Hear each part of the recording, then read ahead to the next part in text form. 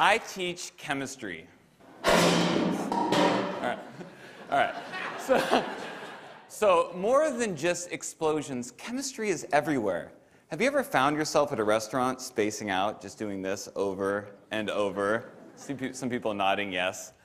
Recently, I showed this to my students, and I just asked them to try and explain why it happened. The questions and conversations that followed were fascinating. Check out this video that Maddie from my Period 3 class sent me that evening. Hey, ready?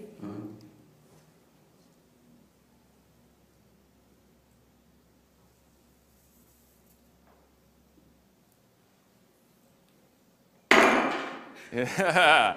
Now, obviously, as Maddie's chemistry teacher, I loved that she went home and continued to geek out about this kind of ridiculous demonstration that we did in class. But what fascinated me more is that Maddie's curiosity took her to a new level. If you look inside that beaker, you might see a candle. Maddie's using temperature to extend this phenomena to a new scenario. Questions and curiosity like Maddie's are magnets that draw us towards our teachers, and they transcend all technology or buzzwords in education. But if we place these technologies before student inquiry, we can be robbing ourselves of our greatest tool as teachers, our students' questions. For example, flipping a boring lecture from the classroom to the screen of a mobile device might save instructional time, but if it is the focus of our students' experience, it's the same dehumanizing chatter just wrapped up in fancy clothing. But if instead we have the guts to confuse our students, perplex them, and evoke real questions, through those questions, we as teachers have information that we can use to tailor robust and informed methods of blended instruction. So, 21st century lingo, jargon, mumbo-jumbo aside, the truth is, I've been teaching for 13 years now, and it took a life-threatening situation to snap me out of 10 years of pseudo-teaching and help me realize that student questions are the seeds of real learning, not some scripted curriculum that gave them tidbits of random information. In May of 2010, at 35 years old, with a 2-year-old at home and my second child on the way, I was diagnosed with a large aneurysm at the base of my thoracic aorta. This led to open heart surgery. This is the actual real email from my doctor right there. Now, when I got this, I was, press caps lock, absolutely freaked out, okay?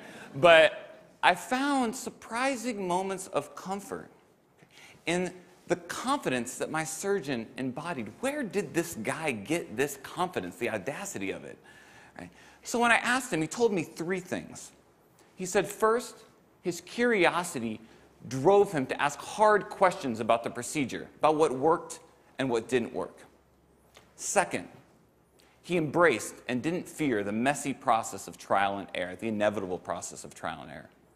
And third, through intense reflection, he gathered the information that he needed to design and revise the procedure, and then with a steady hand, he saved my life.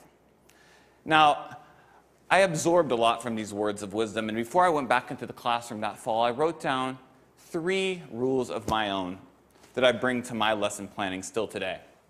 Rule number 1, curiosity comes first. Questions can be windows to great instruction, but not the other way around. Rule number 2, embrace the mess. We're all teachers. We know learning is ugly. And just because the scientific method is allocated to page 5 of section 1.2 of chapter 1 of the one that we all skip, okay? Trial and error can still be an informal part of what we do every single day at Sacred Heart Cathedral in room 206. And rule number 3, practice reflection. What we do is important. It deserves our care, but it also deserves our revision. Can we be the surgeons of our classrooms? As if what we are doing one day will save lives. Our students are worth it. And each case is different. All right, sorry. Chemistry teacher and me just needed to get that out of my system before we move on. So these are my daughters. On the right, you have little Emma Lou, Southern family.